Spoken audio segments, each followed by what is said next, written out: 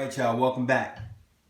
So, what you guys are getting right now in your algebra class is a lot of solve for X questions. So this one right here, I decided to choose this one because it has a fraction in it, and a lot of times when you guys see fractions, it completely throws you off. So I want to break this down, make it real easy for you so you can understand it and simply just get the answer right. So when you see solve for X, understand before you even look at the problem, your number one goal, the purpose of this, is to get X by itself. At the end, your answer should say X equal a specific number every single time, okay? So there's two things that you really need to know and you really need to understand before really getting into this problem, okay? One of those things are combine like terms. If you're not really sure how to combine like terms, I made a previous video. I'll put a link in the description below. Make sure you check that out. That should be able to help you out a lot. The second thing that you really need to understand is order of operations. Now, what me and so many other people like to do is call it PEMDAS, all right? It's a very easy way of remembering a simple acronym that will just help you understand the order of operations. The P stands for parentheses, the E stands for exponents, the M stands for multiplication, the D stands for division, the A stands for addition, and the S stands for subtraction.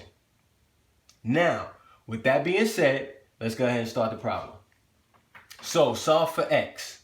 2 over 3 times X minus 1 equals 5. Okay?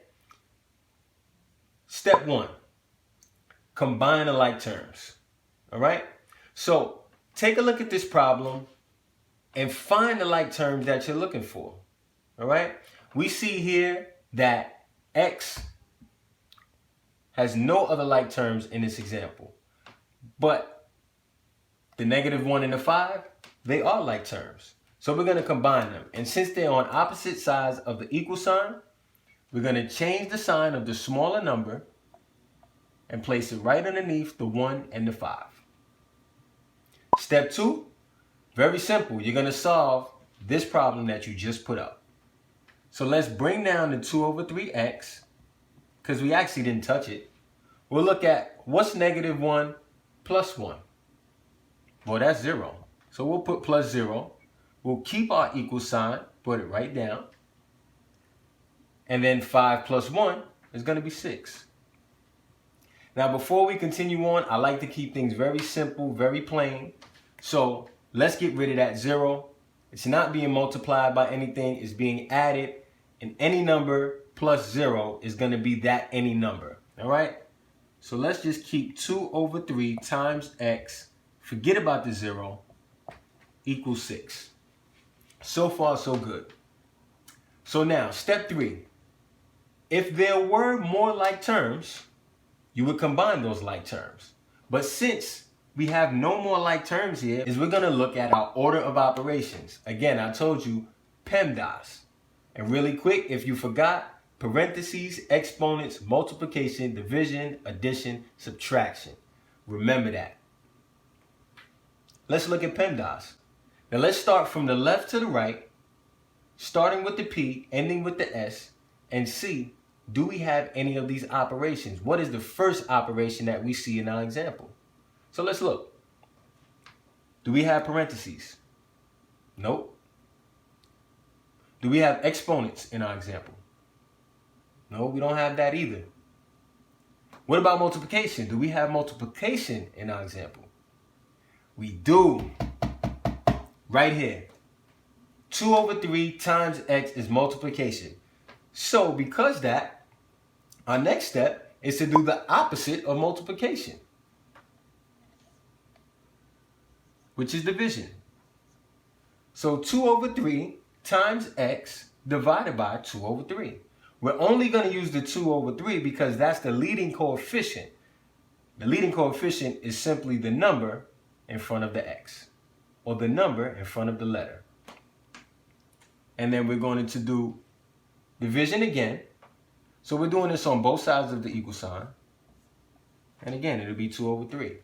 Or 2 over 3 times x divided by 2 over 3. and then 6 divided by 2 over 3. Now let's pretend that this equal sign is a barrier between what's going on the left side and what's going on the right side. And that'll help us with our next step. Our next step is simply to solve. Okay? 2 over 3x times 2 over 3, well, that's simply going to be 1. Because any number divided by itself is always 1. So here, we'll write 1, and let's keep our x. Let's also keep the equal sign. Now let's work on what's going on the right side of the barrier.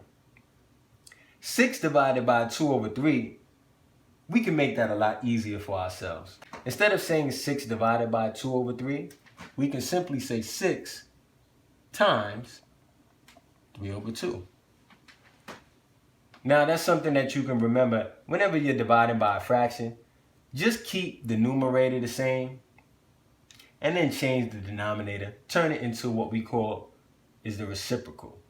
And the reciprocal is just when you take these two numbers, your numerator and denominator, and you just switch them. That's what we did right here. So 1x equals 6 times 3 over 2. Now in math, 1x and x are both the same thing. So I would just say this is x. Let's keep our equal sign. Now right here, we have multiplication. We have 6 times 3 over 2. Well,